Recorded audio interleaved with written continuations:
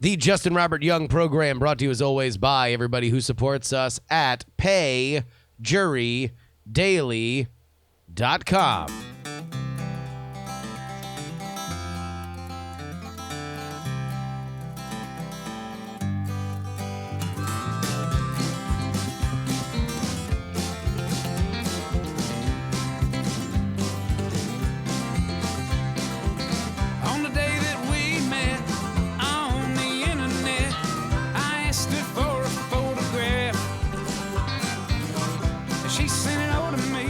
Oh, hello, friends. Welcome, YouTube.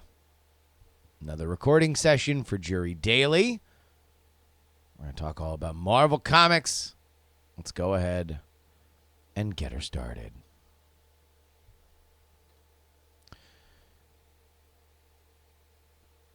Hello. Welcome, everybody, to yet another edition of the Justin Robert Young podcast, a.k.a.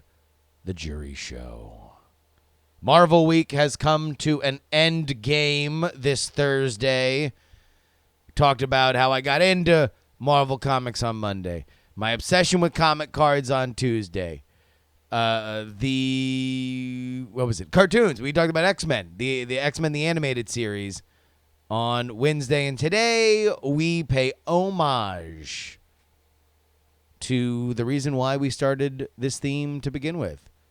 Quite possibly the greatest gamble in movie history has a victory lap tonight.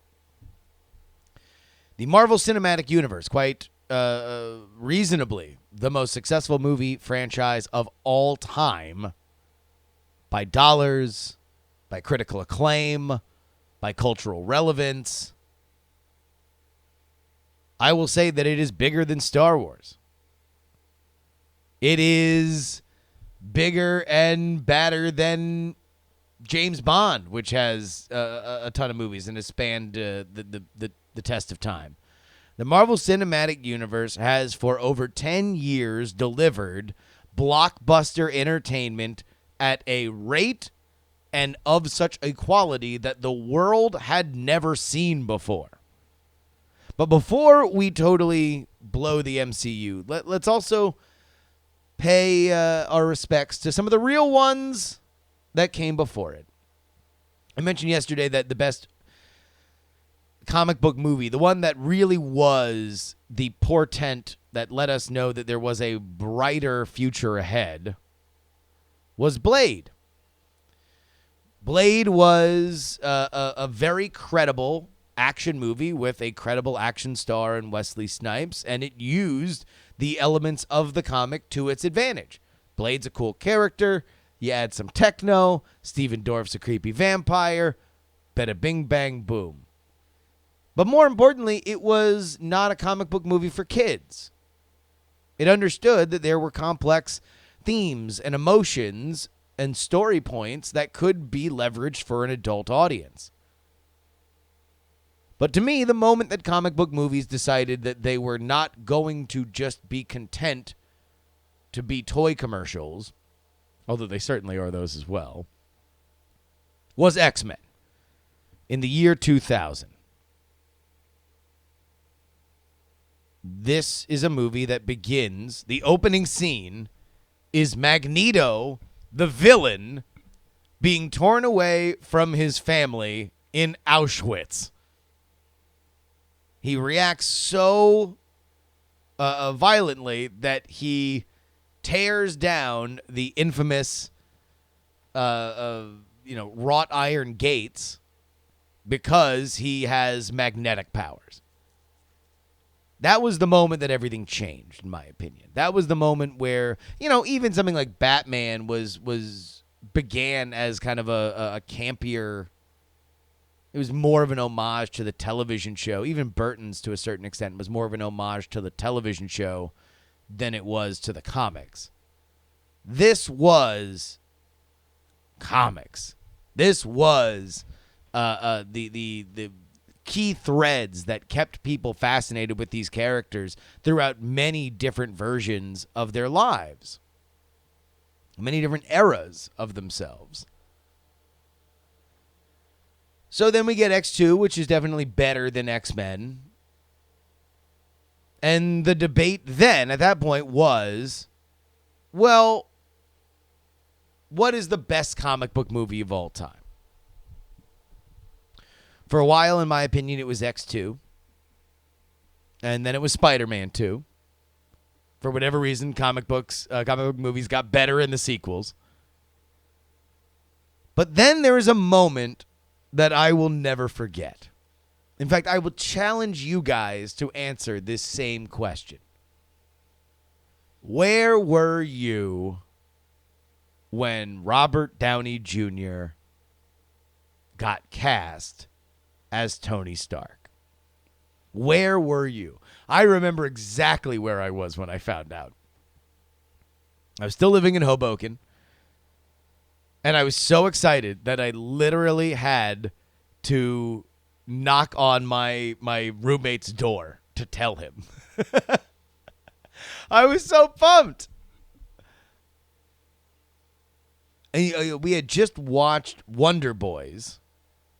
This was on Robert Downey Jr.'s comeback tour. I think also Kiss Kiss Bang Bang had come out around the same time. But he was definitely still Robert Downey Jr. You loved Robert Downey Jr. And immediately all you could think of was, man, they're going to do a great Demon in a Bottle story. They're going to do a great Demon in a Bottle movie if Robert Downey Jr., because you felt like that dude was Iron Man. He's so fit, like even from the casting description. And then the movie comes out, and it's great. You know, there had been some misfires up till then. Ang Lee's Hulk is, a bit weird. It also began to get into the it's a comic book movie. That's why it should have comic book panels. Eric Bana's fine, but ultimately the Hulk dogs just did not exactly leverage some of the fun that you can have with that character. And that ultimately, I think, was the lesson that the Marvel Cinematic Universe understood. And Kevin Feige, the executive producer who has made it all happen, has basically said, how did he know how to make great fan favorite, commercially viable and successful Marvel Cinematic Universe movies? Because not unlike Doctor Strange in Infinity War, who goes and searches through 9,099 different universes where things fail, Kevin Feige was working for Marvel as the guy looking over all these garbage scripts that would be made. And he would be saying, I don't know why you're doing this. I don't know why you're inventing this character. Why don't you just do the thing from the comics? That's cool. People like that. Just do more of that. And fairly quickly, Marvel learned from their mistakes. You know, they were working with Paramount initially. Then Disney buys them, so now they get brought under their own umbrella with Disney, and lo and behold, they're a money factory. There's not a movie that Marvel can put out now, and they do 2, sometimes 3 a year, that isn't just an absolute factory for cash. I'm very excited for Endgame tonight because, by all accounts, it will be a capper. It will be a moment in which Marvel faces its true greatest foe. It's not Thanos. It's whether or not Marvel can translate to a movie franchise something that Marvel the comics have done many, many, many, many times. Reboot. Readapt. Change. Because there's a risk, a tremendous risk at doing a movie like this because if a lot of these actors don't return to these roles, as has been long rumored, this is a natural end point for audiences.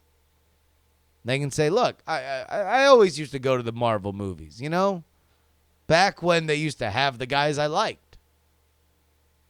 So who are the new guys? What do they have in store? Or maybe,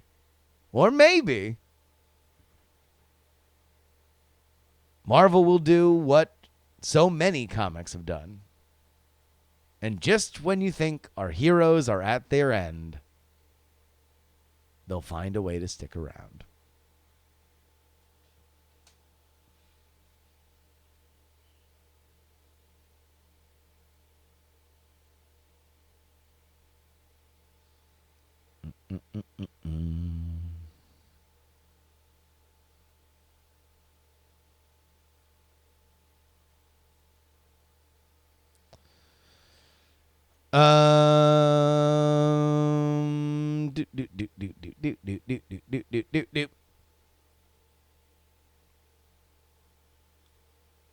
You're excited. Feel these nipples.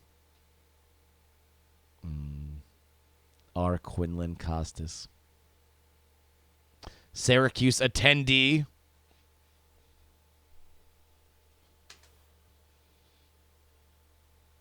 Marvel will do what so many comics have done. And just when you think our heroes are at their end, they'll find a way to stick around.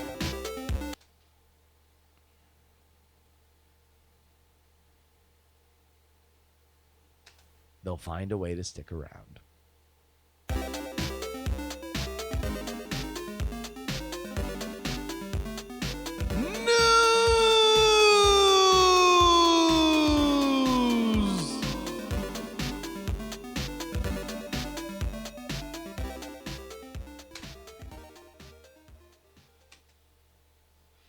All right, let's talk about this. Let's talk about this here. Who got this for us, by the way? Another J. Martin.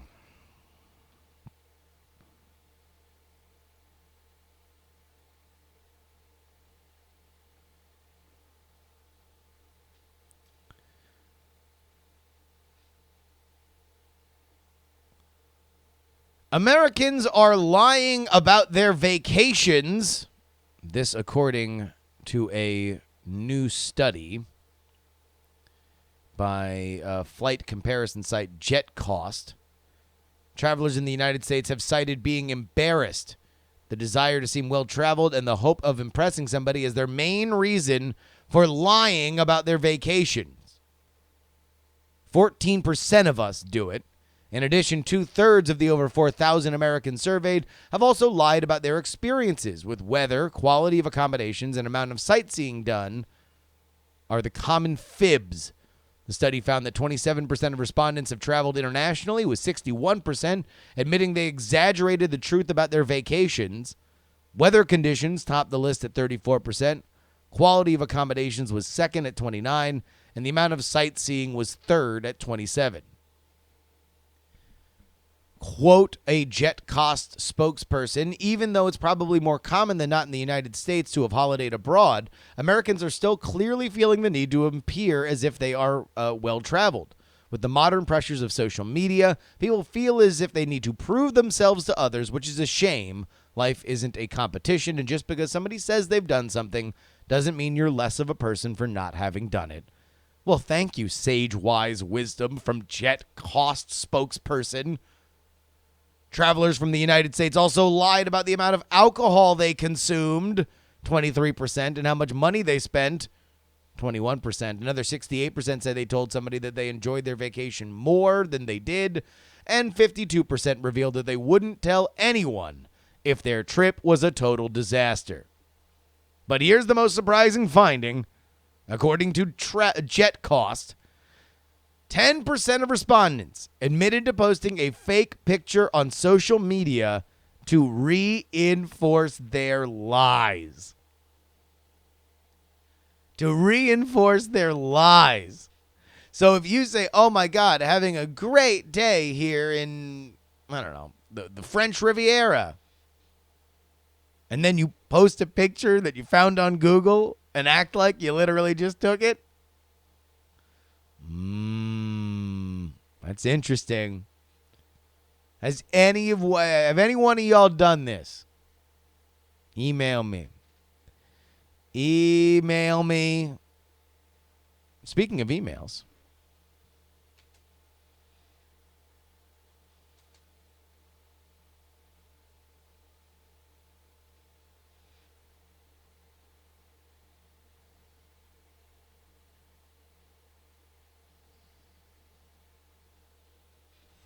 how many of y'all done this? Email me. Speaking of emails.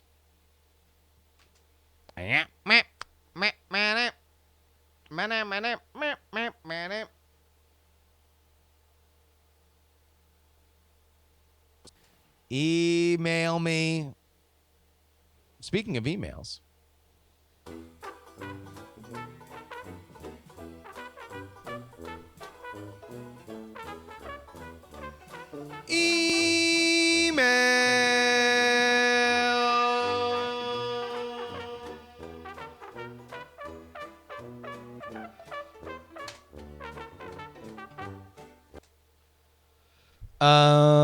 So I should have stopped on I-4, taken a selfie in front of the Tragic Kingdom and told folks that I had a holiday. Yes, you should, or at least you would have more in common with 10% of respondents through jetcost.com.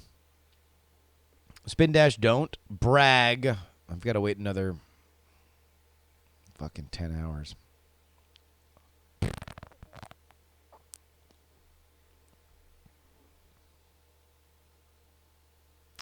Hype train back on track. It was for the last 2 weeks, but it won't be on this week because I'm in Vegas for TMS Vegas.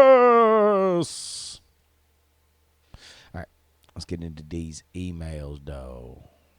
These emails. See you, Spin Dash. Enjoy the movie.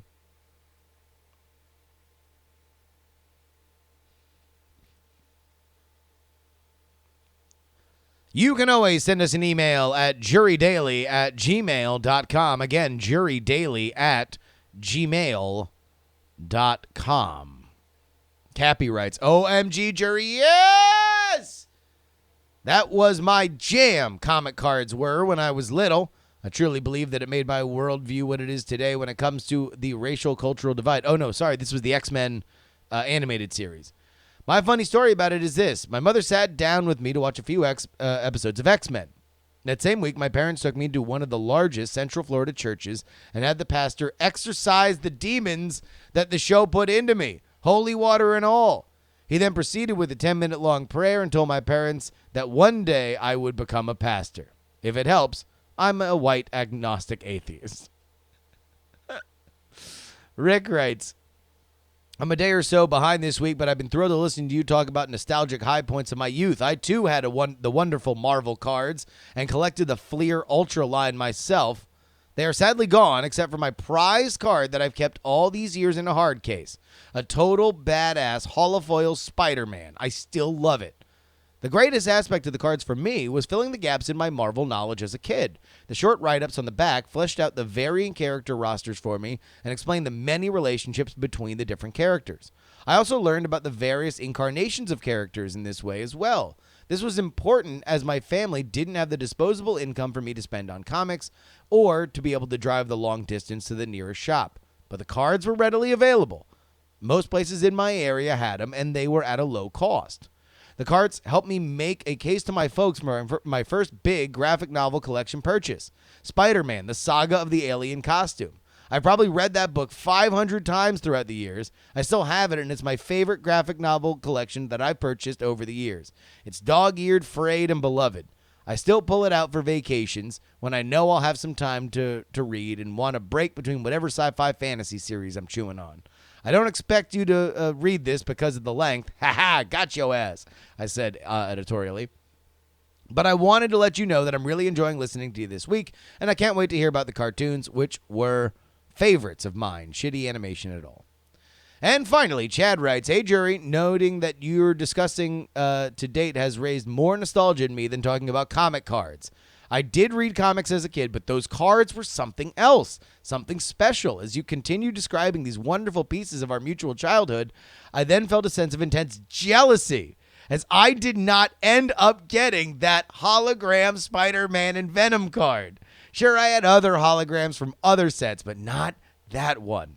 Props to you and your childhood. Good luck, sir. A friend of mine recently split the cost of a box of packs of Series 4 from eBay, but we didn't manage to find that wonderful Spidey versus Venom hologram. Maybe next time." Well, if you ever want to drift away into a different state of mind, well, maybe you, too, friend, can have one of these.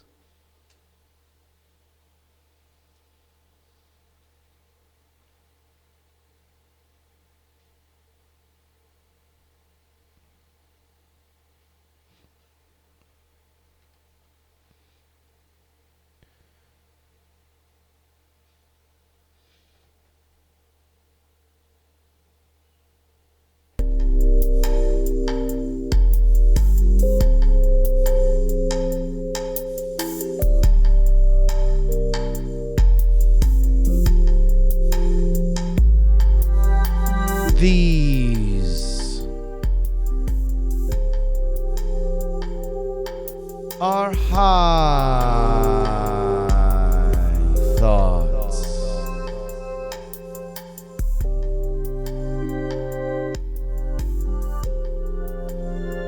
How do you define a dildo?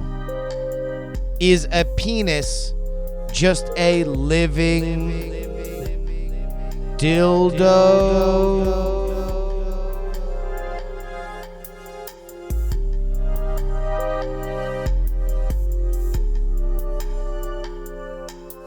A bee genie.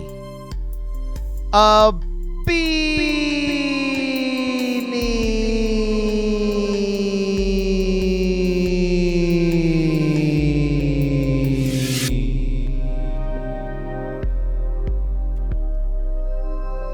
We should also celebrate 2 days after 420, because then it's 4/20/22. Next year in April will be 4/20 the whole month.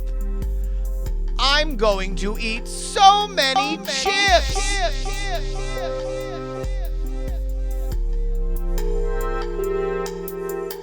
April is a long ass Thursday.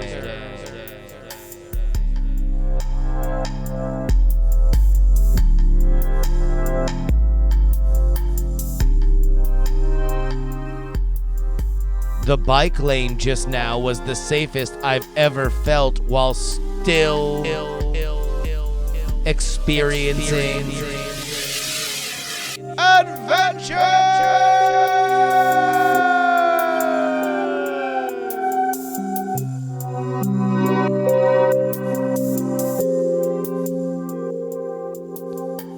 If you eat a Ritz cracker immediately after brushing your teeth, it kind of tastes like a thin mint cookie.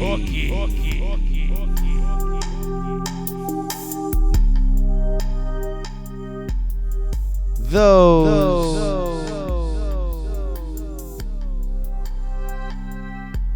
were high thoughts.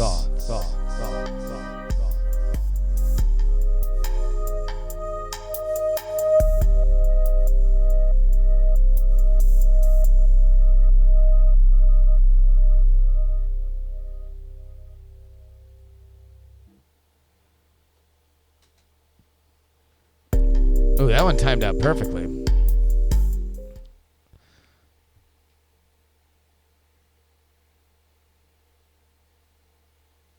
problem is that we got to put it down on that level.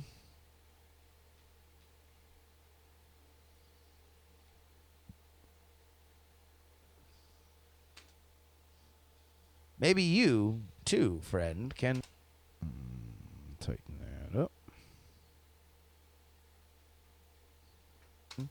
Have one of these. Alright, we'll lower that volume, and we will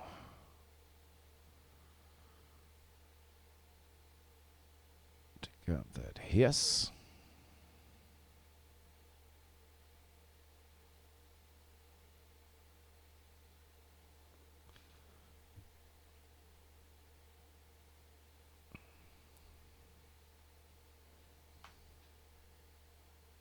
Too, friend, can have one of these.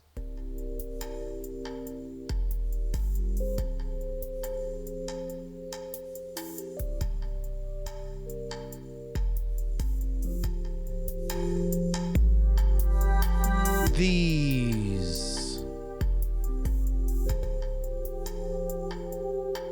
are high thoughts.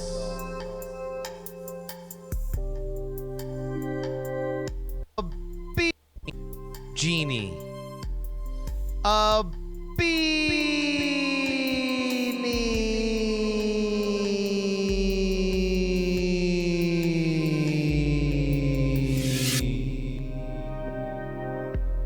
I love this show. This is so stupid. We should also celebrate 2 days after 420 because then it's 4/20/22.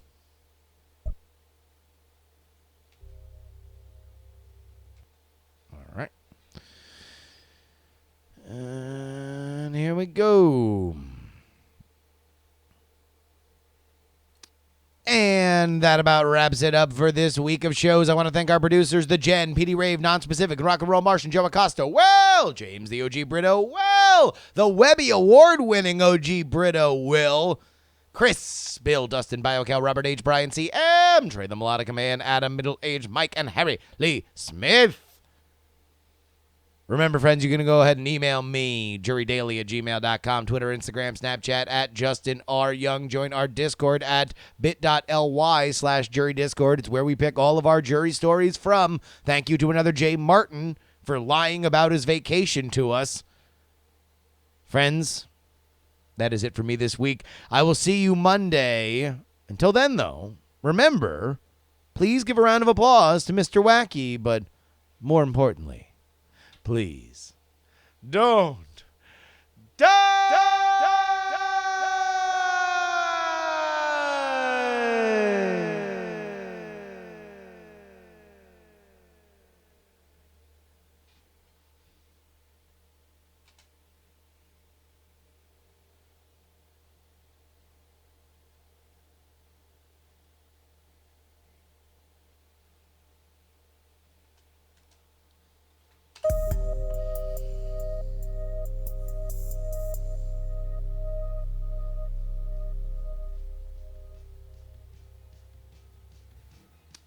And that about wraps it up for this week of shows. I want to thank our producers, The Jen, PD Rave, Non-Specific, Rock and Roll Martian, Joe Acosta, well, James the OG Brito, well, the Webby Award-winning OG Brito, Will, Chris, Bill, Dustin, BioCal, Robert H., Brian C., M., Trey the Melodica Man, Adam, Middle-Aged Mike, and Harry Lee Smith.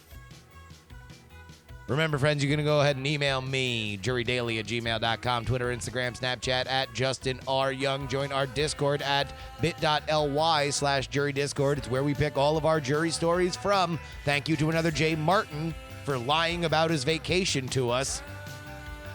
Friends, that is it for me this week. I will see you Monday. Until then, though, remember, please give a round of applause to Mr. Wacky, but more importantly, please don't die.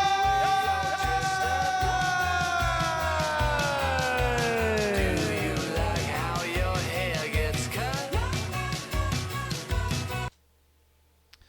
Perfect. Perfecto. We are done for the day. Okay. Hey, YouTube. Thank you so much for hanging out. I will see you guys on